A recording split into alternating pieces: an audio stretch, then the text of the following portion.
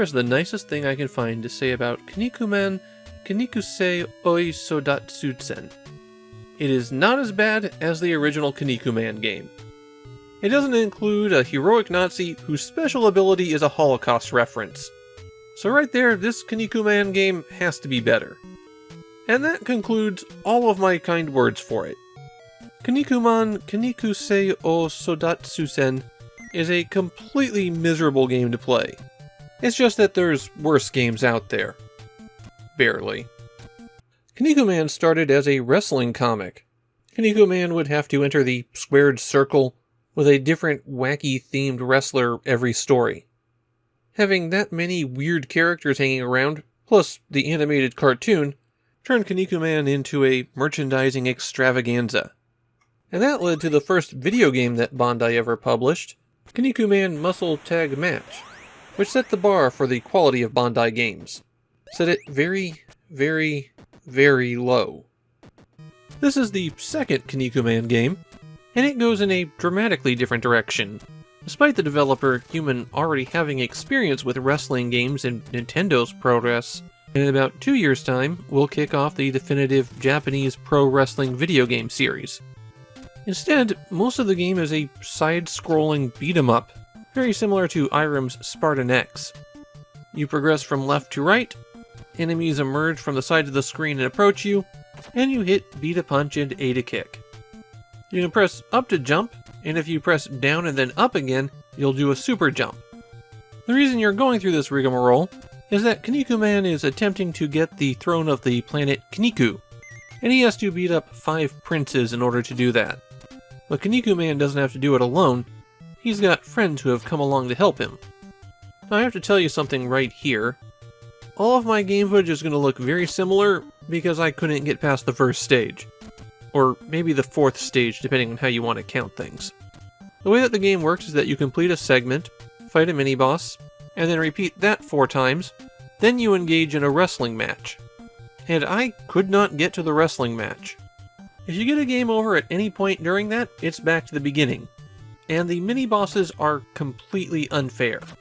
They're the kinds of enemies where you have to learn the one weird trick to defeating them with minimal effort.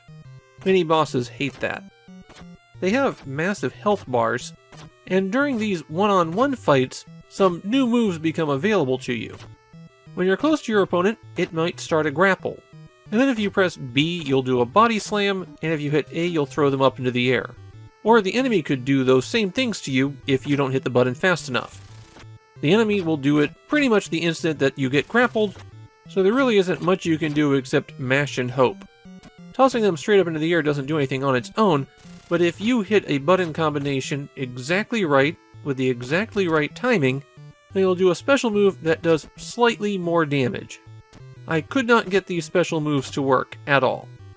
I don't know if it was the timing, the combination of buttons I was pressing, it just wouldn't work for me. The enemies can do those special moves, but if you have more than a quarter of your bar of health, then you could press left or right to get out of the way of those super attacks.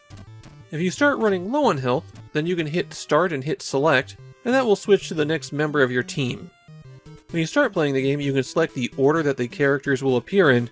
Kinnikuman himself only comes out for wrestling matches. The only real difference between the characters is their special move, and even those really don't have a lot of variety. If you switch a character out, you can't switch back, and if your health runs out, you automatically switch to the next character. So switching is just like the character died, except it's a little bit premature. The reason that you'd want to do this is if you can make it to the next stage, then everyone who survived has their health bar refilled. But anyone whose health ran out is gone forever. There's one more thing you have to do in order to get to the wrestling match, and that's collect 4 life orbs. These are dropped after you defeat enough enemies, and if you don't have 4 of them before you reach the end of the 4th area, then the game loops back. Despite the fact that they're called life orbs, they don't heal you. The only way to recover health is to complete the stage. There is a hidden section in the 4th area. You can pass through certain walls, fall down one invisible pit, and avoid the next invisible pit. And that will get you an item that will let you recruit a 4th team member when you reach stage 2. As you're playing, there's a timer that's running, not the one at the top of the screen.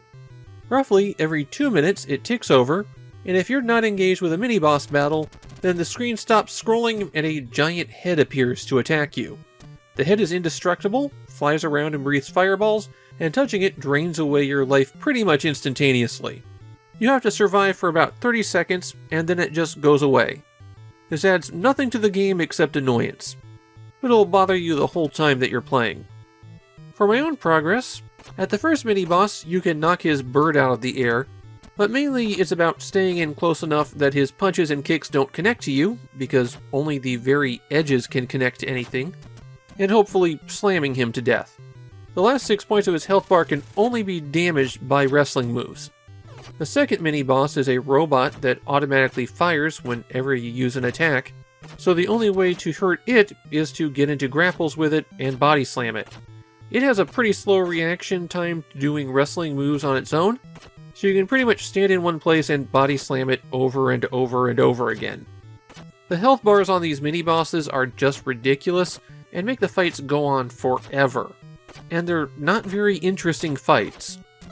The third mini-boss is this guy who's a blender, and he'll throw you up in the air and shove you inside it.